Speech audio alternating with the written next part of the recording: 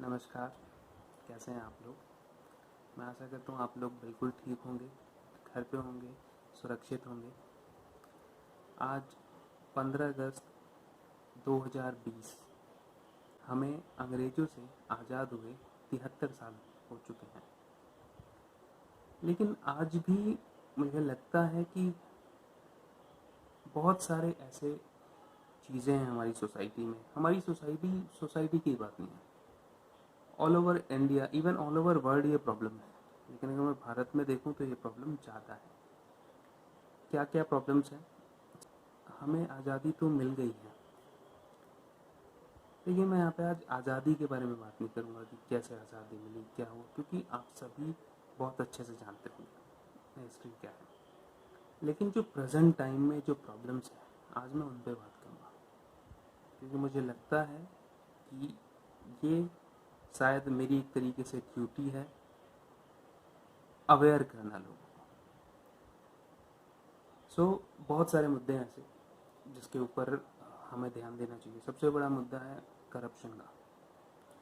मुझे लगता है कि हमारे देश में हर एक आदमी, हर एक पर्सन, आदमी नहीं, हर एक पर्सन, हर एक ह्यूमन बीइंग जो काम कर रहा है या कोई भी मतलब जो वर्किंग है, स्टूडेंट है, उन्होंने अपनी लाइफ में कहीं ना कहीं ये करप्शन वर्ड सुना तो होगा ही, लेकिन अपने आप होते हुए महसूस भी किया होगा। मैंने भी कई बार किया है। आपको मैं एक इंसिडेंस बताता हूँ।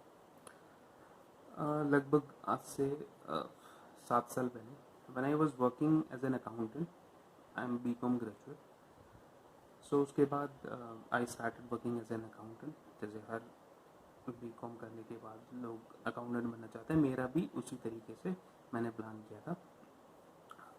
तो जब मैं एज ए अकाउंटेंट काम कर रहा था, I was working for a startup company, जहाँ पर मुझे बहुत सारी अपॉर्चुनिटी मिली सीखने की। अब वहाँ पे हुआ क्या कि जब हमारी कंपनी रजिस्टर्ड हो रही थी, मैंने पहली बार अपनी लाइफ में देखा कि कोई जैसे कंपनी रजिस्ट्रेशन, जो रजिस्ट्रार ऑफिस से जो लोग आते हैं वेरिफिकेशन के लिए, I have seen first time कि सच में यार करप्शन कैसे काम करता है। वो आए, खाना खाया, आई डोंट नो कि कितने पैसे दिए, क्या हुआ, मुझे नहीं पता, बट हाँ कुछ था वहाँ पे। We have paid something. उसके बाद कंपनी रजिस्टर्ड हो गया, हमें टैक्स जमा करना था। मैंने पहली बार अपना लाइफ का जो टैक्स है, मतलब अपने लाइफ का नहीं, पहली बार टैक्सेशन जो पार्ट है जो हर अकाउंटेंट को करना होता है, वो मैंने उसी कंपनी में पहली बार किया। जब मैं पहली बार ऑफिस गया, वैट टैक्स ऑफिस, उस टाइम पे वैट चल रहा था, जीएसटी नहीं था। जब मैं वहाँ पे गया, नोएडा में है, मैं जगह नहीं बताऊँगा कहाँ।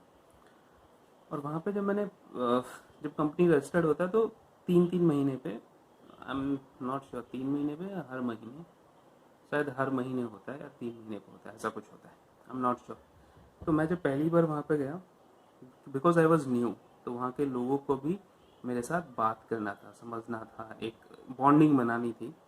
तो पहले दिन मेरा काम बहुत स्मूथली हुआ, सब ने बड़ी हेल्प की।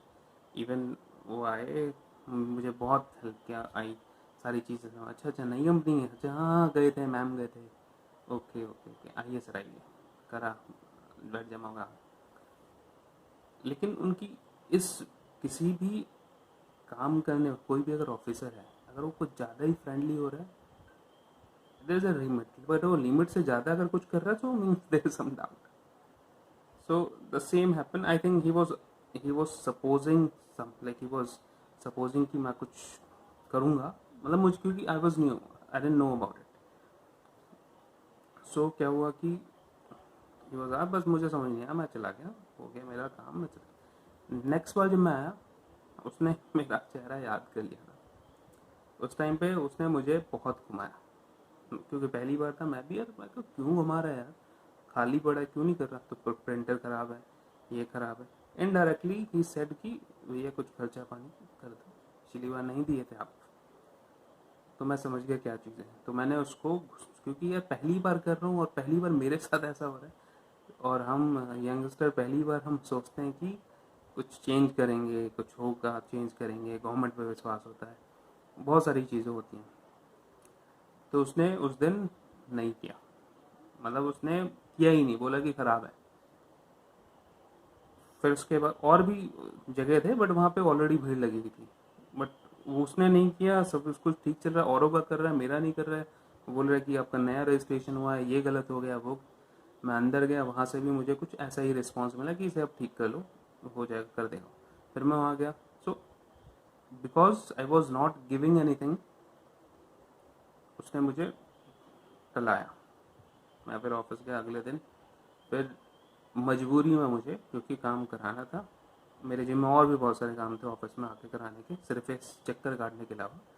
तो I have given him around like 100 rupees 200 rupees. So मतलब जब तक मैंने पैसे दिए नहीं, मेरा काम हुआ नहीं था उस टाइम पे। अभी आई थिंक काफ़ी साल हो चुके हैं उस चीज़ को बीते हुए, तो अभी चीज़ें ठीक हो गई होंगी, क्योंकि बीजेपी की गवर्नमेंट है। So this is the first thing which I felt. मतलब वो इंसिडेंस ऐसा था कि मैं अंदर से अपने आप को हारा हुआ महसूस कर रहा था कि यार मैं कुछ नहीं कर पाया। फिर देखिए, करप्शन है, एजुकेशन सिस्टम में बहुत प्रॉब्लम्स हैं। प्रॉब्लम्स नहीं है, मतलब प्रॉब्लम का मतलब है कि नॉर्मल आदमी अपने बच्चे को एक अच्छे स्कूल में नहीं पढ़ा सकता। और आई बिलीव जो मैं बोल रहा हूँ, एक मिडिल क्लास आदमी, एक लोअर क्लास आदमी बिल्कुल समझ सकता है। ऐसा आदमी जिसको पैसे से रिलेटेड कोई प्रॉब्लम नहीं है, वो शायद मेरी बातें ना समझ पाए। इसके बारे में बाद में बात करूँगा। हेल्थ केयर सेक्टर आप ले लीजिए, प्रॉब्लम्स हैं। I will talk to you on that in a very detail way. Poverty है, गरीबी है, आप देख रहे हो लोग रोडों पर रहना, कोई नहीं चाहता यार रोड पर रहना, बट अगर उनकी कंडीशन ऐसी है तो उसके पीछे भी बहुत सारे रीजन है, हमें पहले उसको समझना पड़ेगा। वुमेन सेफ्टी है, अनएम्प्लॉयमेंट है। आपको क्या लगता है, आज के दिन हम आज़ाद हुए थे 73 साल पहले, आज 15 अगस्त 2020 को क्या आप अपने आप को आज़ाद महसूस करते हैं? आज़ादी का मतलब मेरा ये मतलब नहीं कि कोई आपको रोक रखें जाने से, या आपको कॉन्स्टिट्यूशन जो हमारा संविधान है आपको राइट देता है आप कहीं भी जा सकते हो, इसके बारे में बात नहीं कर रहा हूँ। लेकिन क्या आप करप्शन से आज़ाद हैं? क्या आप एजुकेशन सिस्टम में जो प्रॉब्लम्स हैं उनसे आज़ाद हैं? ये जो भी मैंने बातें की, क्या आप इनसे आज़ाद हैं? मुझे नहीं लगता होगा कि आपका जवाब हाँ होगा। मैंने आपसे जो भी बातें की, जो प्रॉब्लम्स हैं, इसमें आज मैं एक टॉपिक में बात करूँगा।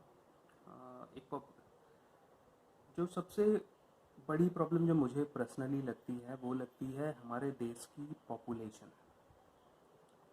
हमारे देश की जो जनसंख्या है वो ज़्यादा है, और पॉपुलेशन की वजह से भी बहुत सारी ऐसी प्रॉब्लम्स हैं। तो पॉपुलेशन की वजह से ही हम, मान लीजिए, एक आपको एग्जांपल के साथ समझाता हूँ। पॉपुलेशन देखिए, बढ़ने का जो रीज़न है, बहुत सारे रीज़न है, और पॉपुलेशन की वजह से भी जो प्रॉब्लम्स होते हैं वो भी बहुत सारे हैं। सबसे बड़ी चीज़ है लिटरेसी। मान लीजिए एक फैमिली की बात करते हैं, एक मिडिल क्लास फैमिली है जिसमें एक मदर हैं, फादर काम करते हैं। उनकी सैलरी मान लीजिए 30,000 है एग्जाम्पल के तौर पे। लेकिन अगर हम बात करें तो बहुत सारे जो लोग हैं उनकी जो सैलरी होगी इससे कम ही होगी। मैं यहाँ पे लोअर मिडिल क्लास या लोअर क्लास की बात कर रहा हूँ। यहाँ पे लोअर क्लास का कहने का मतलब ये नहीं कि, मेरे बताने का मतलब है कि जो इनकम वाइज जो क्लासेस हैं उसके उसके बारे में आपको बता। तो मुझे नहीं लगता कि ज़्यादातर पॉपुलेशन हमारे देश की इतना भी कमा पा रही होगी। और अगर अगर मान ली अगर उनके एक बच्चे हैं, वो अगर एक मान लीजिए कानपुर जैसे अगर शहर में भी रहते हैं, अपने बच्चों को पढ़ाते हैं, एक बच्चे का मंथली जो खर्चा है पढ़ाई का, आजकल के जो स्कूल हैं, हर हर पेरेंट्स अपने बच्चों को अच्छे स्कूल में पढ़ाना चाहते हैं, इसलिए कि उसको अच्छी शिक्षा मिल सके। वो वहाँ के जो एक्स्ट्रा करिकुलम एक्टिविटीज़ हैं उसमें जब पार्ट ले तो आपका कॉन्फिडेंस बूस्ट हो। इसीलिए हर फादर मदर अपने बच्चों को एक अच्छे स्कूल में पढ़ाना चाहते हैं, पेरेंट्स एक अच्छे स्कूल में पढ़ाना चाहते हैं, उसको सारी सुविधाएं देना चाहते हैं, सारी बुक्स देना चाहते हैं, ट्यूशन पढ़ाना चाहते हैं, जिससे कि उनका बच्चा किसी भी शिक्षा से रह ना जाए। तो आप खुद सोचिए कि स्कूल की फीस, एक स्कूल की फीस अगर मैं नॉर्मल स्कूल की बात करूं तो लगभग 1,000 रुपये होगा, 1,000 से 1,500 रुपये, बिल्कुल मिनिमम बात कर रहा हूँ मैं अभी की। जब मैं पढ़ता था आज से 10 साल पहले जिस स्कूल में, उसकी फ़ीस थी लगभग 1,500 रुपये। आज उसी स्कूल की जो फ़ीस है वो लगभग 5,000 रुपये है, 4,000 से 5,000 रुपये। तो अगर मैं बिल्कुल ऐसी स्कूल की बात करूं जो उस टाइम पर 200-300 रुपये लेते थे, वो आज आई थिंक 1,000 रुपये ले रहे होंगे। प्लस बहुत सारे खर्चे हैं, बुक्स के खर्चे हैं, ट्यूशन के खर्चे हैं। लगभग आप मान लीजिए 2 से 2,500 रुपये हर एक पेरेंट्स को अपने बच्चे पे मिनिमम खर्च करना पड़ता होगा। अगर उसी पेरेंट्स के उसी जो पेरेंट हैं उन्हीं के अगर मान लीजिए 2 बच्चे हों तो 5,000, 3 बच्चे हों 7,500, 4 बच्चे हों 10,000, 5 बच्चे हों 6 बच्चे हों, तो जितने ज़्यादा बच्चे होंगे, आप जहाँ पर आप एक बच्चे पर उतना पैसा खर्च कर पा रहे हो, उनकी एजुकेशन पे सोच पा रहे हो, इवन आप टाइम भी दे पाओगे, वो चीज़ें जब बच्चे ज़्यादा होंगे तो आप नहीं कर पाओगे। हो सकता है कि शायद आपको जो आपकी ज़रूरत की चीज़ें हैं वो भी उनमें भी आपको कटौती करके उनकी एजुकेशन पे लगाना पड़े। या कुछ अगर ऐसी फैमिली है जो बिल्कुल भी अफोर्ड नहीं कर सकती, या तो गवर्नमेंट स्कूल में भेजेंगे। बट मुझे लगता है, जहाँ तक सुना है मैंने, जहाँ तक देखा है समझा है, गवर्नमेंट स्कूल की वैसी अभी स्थितियाँ नहीं हैं। और आप खुद ही सोच सकते हो कि आप अपने बच्चों को गवर्नमेंट स्कूल में पढ़ाओगे। मुझे नहीं लगता कि मैं पढ़ाऊँगा। बट हाँ, दिल्ली गवर्नमेंट, अगर मैं दिल्ली में रहता तो अपने बच्चे को दिल्ली गवर्नमेंट में ज़रूर पढ़ाता, क्योंकि अभी उनकी एजुकेशन में थोड़ा इम्प्रूवमेंट हुआ है, लेकिन अभी भी बहुत इम्प्रूवमेंट होना बाकी है। अगर मैं अच्छे एक स्कूल की बात करूँ, प्राइवेट स्कूल की बात करूँ, सो उसके लेवल पे अभी, जो कि हर गवर्नमेंट को अपने स्कूलों को प्राइवेट स्कूल से भी अच्छा बनाना चाहिए। सो यहाँ पे गवर्नमेंट को काम करना। तो this was the one fact. वैसे ही बहुत सारी चीज़ें, मान लीजिए मैं ऐसी छोटी छोटी चीज़ें बता रहा हूँ जो रियल लाइफ में होती है, कोई फेक बातें नहीं बता रहा हूँ। मान लीजिए आप अगर एक बच्चे के लिए अगर आप कपड़ा लेते हो 1,000 रुपये का, आपके 6 बच्चे हैं, आप 6,000 रुपये खर्च कर पाओगे 25,000 की सैलरी में? नहीं कर पाओगे। तो और सिर्फ ये पॉपुलेशन सिर्फ 6 बच्चों की बात नहीं कर रहा हूँ मैं। हमारा जो, अगर हम पॉपुलेशन देखें अपने इंडिया में, तो हमारा जो पॉपुलेशन है, हम वर्ल्ड में दूसरे नंबर पे आते हैं। 138 करोड़ जनसंख्या हमारे देश की। वहीं चाइना लगभग 148 करोड़ जनसंख्या है चाइना की। लेकिन अगर हम चाइना से कंपेयर करेंगे अपने आप को, सिर्फ पॉपुलेशन में नहीं, हमारी जो हमारा लैंड है, हमारे रिसोर्सेज हैं, अपॉर्चुनिटीज़ हैं, शहर हैं, तो हम पॉपुलेशन वाइज अगर हम देखें लैंड के मुकाबले, तो हमारा पॉपुलेशन सबसे ज़्यादा है पूरे वर्ल्ड में। और आई थिंक चाइना से अगर हम सिर्फ कुछ चीज़ों पे देखें तो चाइना से लगभग 1.5 गुना है। चलिए मैं थोड़ा कुछ इन्फॉर्मेशन आपको देता हूँ। तो अगर हम बात करें दुनिया में सबसे ज़्यादा पॉपुलेशन वाला कंट्री चाइना, 143 करोड़ पॉपुलेशन है वहाँ की। ईयरली जो बढ़ोतरी हो रही है, जो मैं बोल रहा हूँ, मैं आपको स्क्रीन पे भी शेयर करूँगा, आप देख सकते हो स्क्रीन पे। जो ईयरली जो चेंजेस हैं, जो जिस तरीके से ईयरली बढ़ रहा है, वो 0.39% है। नेट चेंज लगभग 55,40,000 लोग हर साल ज़्यादा बढ़ रहे हैं, मतलब बॉर्न हो रहे हैं, जन्म ले रहे हैं। और अगर हम एरिया की बात करें तो चाइना का जो एरिया है, लैंड एरिया, वो 93,88,211 किलोमीटर का एरिया है। और जो अगर हम भारत की बात करें एज़ कम्पेयर टू चाइना, तो हमारे कंट्री में जो पॉपुलेशन है वो 138 करोड़ लोग हैं हमारे देश में, और जो बढ़ रहे हैं वो 0.99%, लगभग 1% हर साल बढ़ रहे हैं। 1% का मतलब आप सोच सकते हैं 1 करोड़ 38 लाख हर साल हमारी पॉपुलेशन बढ़ रही है, और चाइना की 0.39% है, मतलब हमसे आधे से भी कम। तो एक टाइम ऐसा आएगा आने वाले कुछ सालों में जब हमारी पॉपुलेशन सच में चाइना से ज़्यादा हो जाएगी। अब दूसरी चीज़ लेते हैं लैंड। अभी मैंने चाइना के लैंड की बात की, 93,88,211 किलोमीटर, 99 लाख बोला मैंने आपको। इंडिया की 29,73,190, चाइना का 1/3 से भी कम हिस्सा, और हमसे बस थोड़ी सी पॉपुलेशन ज़्यादा है, लगभग 5 करोड़ पॉपुलेशन ज़्यादा है उनकी। और आने वाले टाइम में मुझे लगता है कि शायद 5 से 6 साल में, आने वाले 5 सालों में हमें लगता है अगर हम इसी रफ्तार से गए तो हम चाइना को भी पीछे छोड़ देंगे, और ये कोई गर्व की बात नहीं है। China is a manufacturing hub. वहाँ पे लगभग 65% जो एरिया है जहाँ लोग रहते हैं वो अर्बन एरिया का मतलब शहर। हमारे भारत में लगभग 30% जो एरिया है वो शहर है। तो वो हमसे सिर्फ डेवलप ही नहीं, वो हमसे दुगुना तिगुने मतलब 2.5 गुना, लगभग 2.5 गुना वो हमसे डेवलप्ड है। रिसोर्सेज हैं वहाँ पे, लैंड है, लोग रह सकते हैं। हमारे यहाँ पे ऐसा हो सकता है कि जगह ही ना बचे, इसलिए आप देखोगे मुंबई में इतनी भीड़ है कि वहाँ पे कोई आदमी अगर ज़मीन ले, अंबानी ही ले सकते हैं, उनसे नीचे नहीं ले सकते। लोग इतने ज़्यादा हैं, डिमांड इतनी ज़्यादा है। देखिए अब मैं इन सब चीज़ों में नहीं घुसूँगा। इसकी वजह से अगर आपकी पॉपुलेशन है ज़्यादा है हमारे देश की, तो एजुकेशन पे कैसे इम्पैक्ट पड़ता आपने सोचा? उनकी सिर्फ पॉपुलेशन की वजह से लोग अपने बच्चों को नहीं पढ़ा पा रहे, और वही बाल मजदूरी कर रहे हैं। जो आगे हो सकता था कि हमारे देश में पढ़ लिख के कुछ हो सकता है कि शायद वो बात है साइंटिस्ट बनते, डॉक्टर बनते, बहुत सारे अपॉर्चुनिटीज़ हैं हमारे देश की अर्थव्यवस्था में हेल्प करते हैं, जो कि अभी पढ़ाई नहीं कर रहे हैं।